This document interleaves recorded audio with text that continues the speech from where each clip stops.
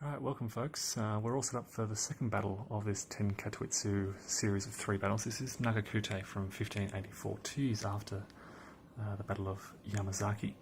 Now, to link those two battles together, Hideyoshi won the Battle of Yamazaki and had initially supported the former daimyo's second son, Nobukatsu. And in 1583, he had sought to secure power for himself. And this was understandably met with some resistance, most notably by a leading commander at the time, Tokugawa Ieyasu. They were engaged in this series of conflicts throughout early 1584. Ieyasu had established a pretty secure series of defensive placements around Mount Komaki.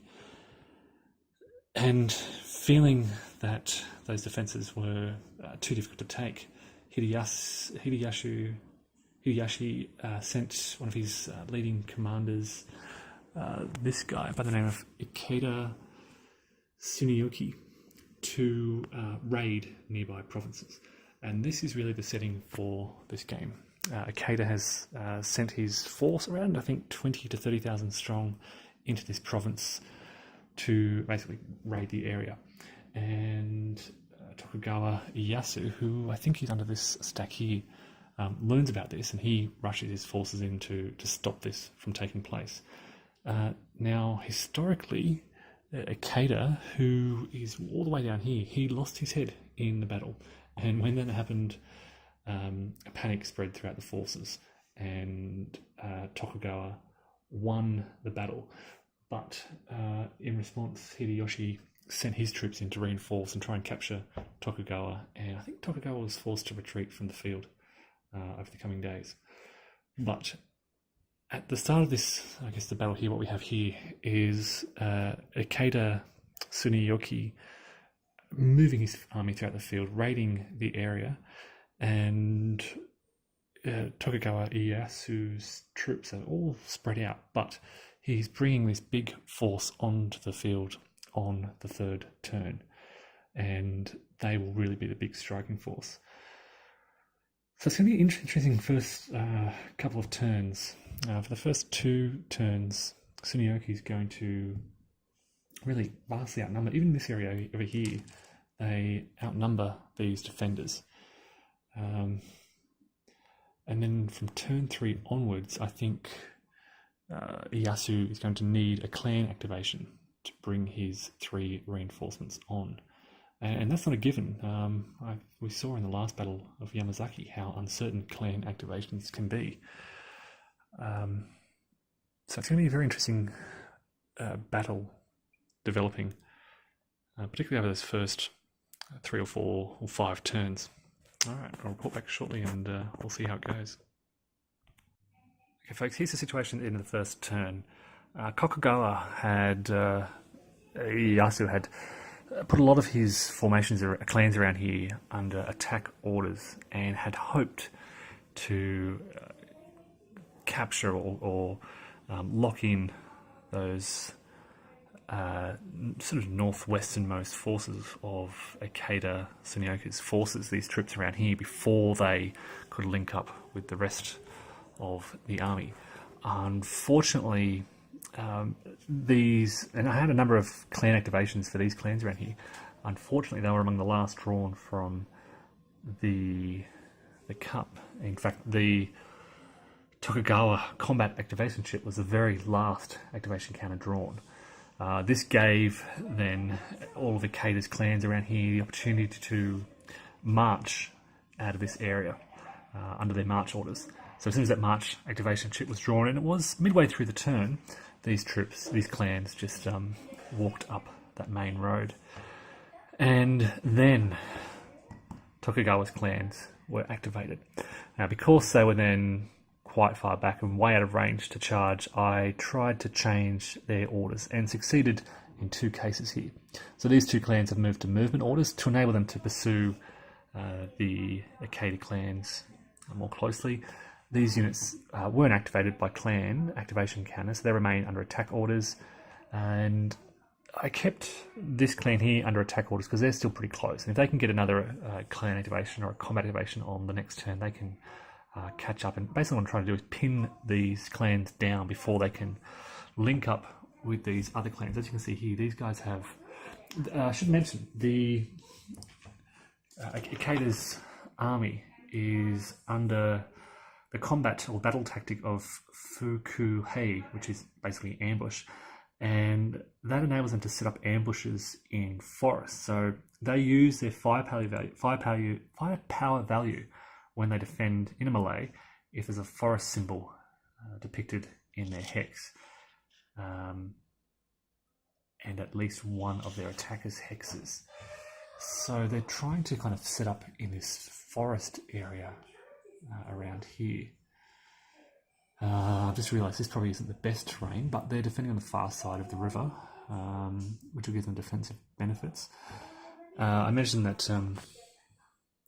this combat down here, Ikeda has just left his one clan. Ikeda is here to deal with these defenders. They're winning quite handily, so I thought I would send that B and the C clan. This is these two clans here, Ikeda Motosuke and Ikeda Teramusa, to shift to the north and join the rest of their forces out here.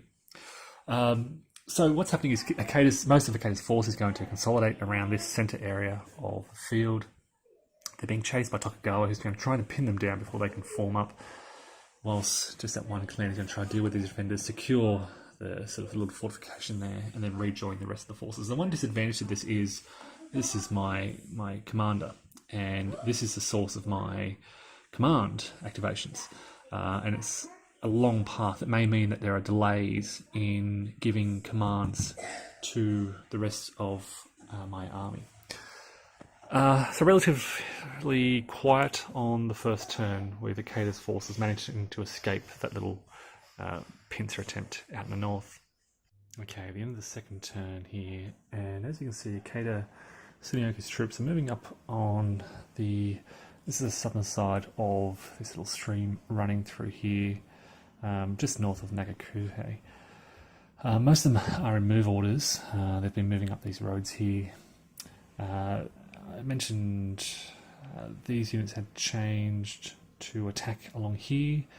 Ikeda Terumasa's clan B here, is now changed to attack orders. They're looking to, I guess, protect Yoshimasa clan here, who are still under movement orders. So this is really where Ikeda is in effect drawing the line. This is where they'll make their stand. We do have, this is Hidekazu clan under attack orders, fighting around here. They're outnumbered, but as I said, supporting clans not far behind them. A few combats took place around here in the final turn. Some heavy losses in some places. These guys here caught out under move orders, almost eliminated, only one step left. So we're at the end of the second turn, and it's about to be the beginning of turn 3, and that's when we'll see these reinforcements possibly beginning to arrive. And as you can see, this is A clan. This is Ikeda Tsuneyoki. They've pretty quickly marched up the road and are joining the battle in the north there. So we're all set for a big fight just north of Nagakute.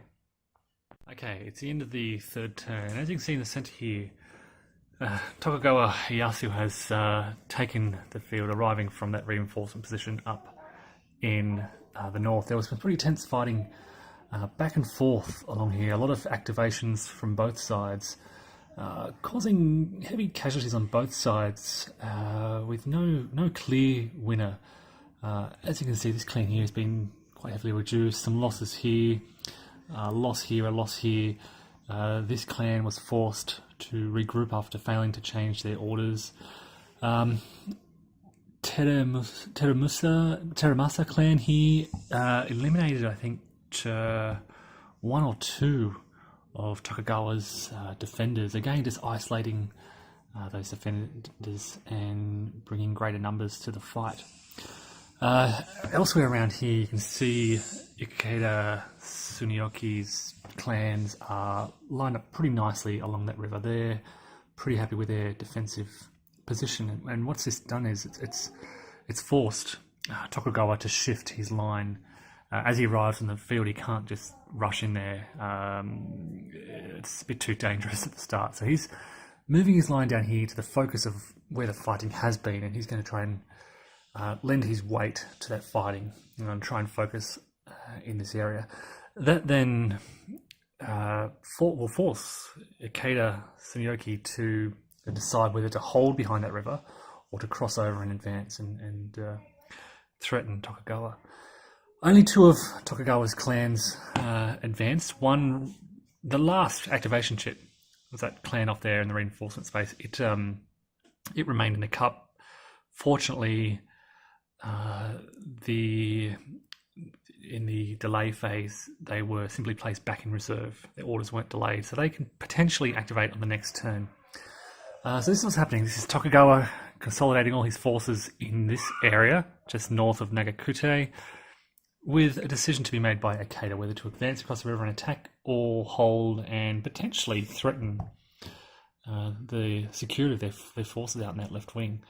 So that's the end of the third turn. I'll report back with the fourth turn shortly.